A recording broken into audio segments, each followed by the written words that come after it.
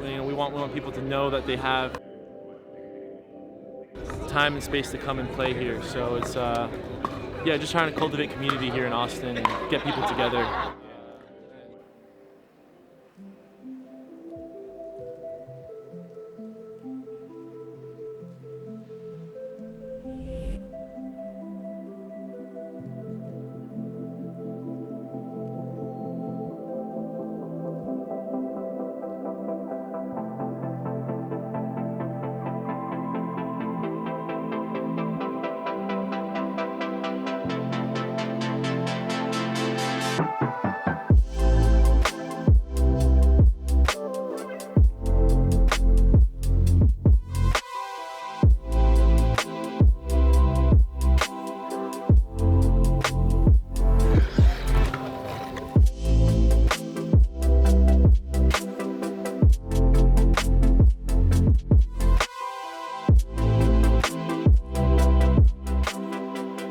This is a passion project. We love the sport, so we just saw the growth of the sport. Thought it'd be fun to get involved in something pickleball related, and we're fortunate enough to have the opportunity to build 2 courts over here. And we're just seeing where it goes. We intend to build a really good community around pickleball here. So we have our brand called Bainbridge, which is a kind of a lifestyle brand with pickleball, but we want to start doing more and more leagues to bring the pickleball community in Austin together. Yeah. Well, when you think about it, there's just not enough courts in Austin, so just by building sort of the 2 premier courts in central Austin, we knew that we would draw the right community of players here. And we started a Founders League, which has been really successful, and so we have a community of people who are both CEOs and also love pickleball. And so we sort of got that going in the spring of last year. It was a really big success, and so we did it again. And now what we want to do is just kind of expand on the league concept and start doing more and more leagues, bring more and more community together, but also bring sort of the people that may want to meet each other together when they play. So we think pickleball is kind of the new golf, and so there's a whole kind of networking and element to it. Yeah, and so much more accessible than golf, and the learning curve is so much shorter, the games are shorter. It's just so easy to get out there and meet people this way too, so it really lends itself well to networking. Yeah, we looked at the space too and saw that most of the brands kind of had these kitschy names that had to do with dink and kitchen, and we just wanted to build a cool brand in pickleball, and so we kind of came up with the concept. We named it Bainbridge because Bainbridge is where pickleball was invented in 1965. The pandemic got me into it. I started playing when pandemic happened, and I went from never having even heard of the sport to playing once to then starting to play every day at the public courts pickup, to then building our own courts, to then building a brand in pickleball, and now we're also owners of the Brooklyn Aces pickleball team. So we went 0 to 100 really quickly with the sport. Yeah. I had a background in tennis, so I always had a love for the sport.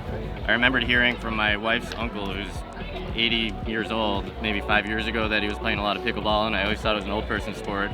And then Darius, during the pandemic, at some point came to me one day and said, "I just play pickleball. This is going to be our thing. You're going to love it." The crossover from tennis to pickleball is a friendly one. So in some ways it reconnects you if you have a tennis background with your youth and playing competitive matches, which is something I hadn't done for a long time. Yeah.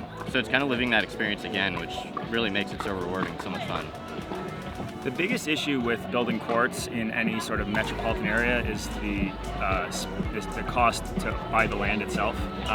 We fortunately run a couple of businesses out of this space, and we had on this land, and we had the ability to build the courts here already.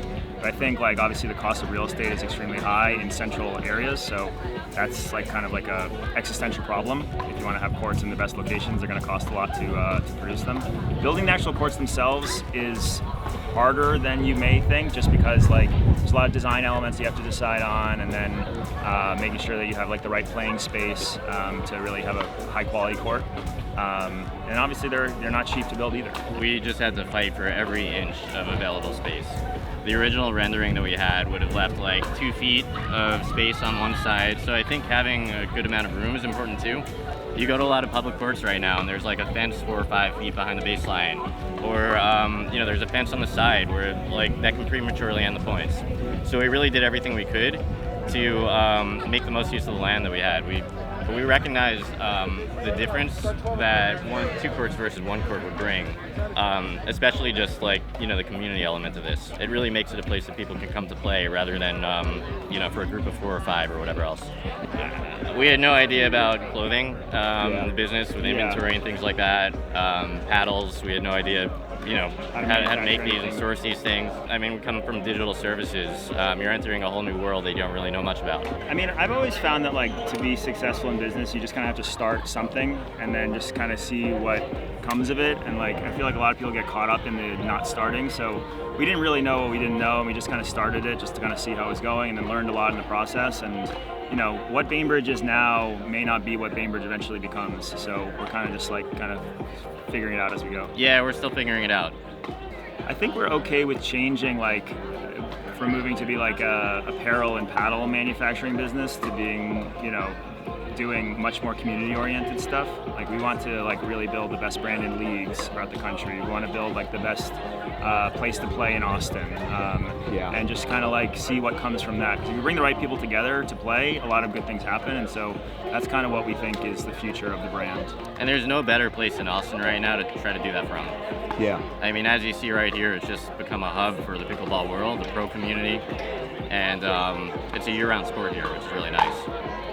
Well, we started out with the league concept, and so we did these two leagues already. We're going to expand on that a lot, and start doing a lot more and bring a lot of people together through pickleball, through leagues, and then we want to expand to other cities, and also we want to expand our physical footprint here in Austin, and build more courts.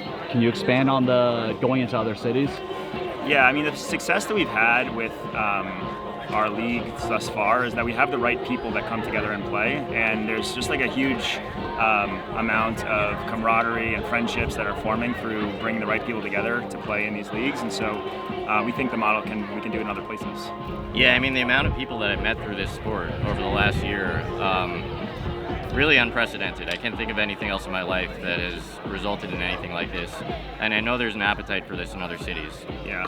I think community is something that we've all been kind of lacking, and I think pickleball is probably the best thing I've seen to bring communities of people together, and so we just want to keep doing that for people and helping them find community, build new friendships through pickleball. It's a sport that we all love. When I'm out there on the court, you're not checking anything. Yeah. And how many other things in your life can you say that about right now, where you shut out all distractions? And there's something beautiful about that too.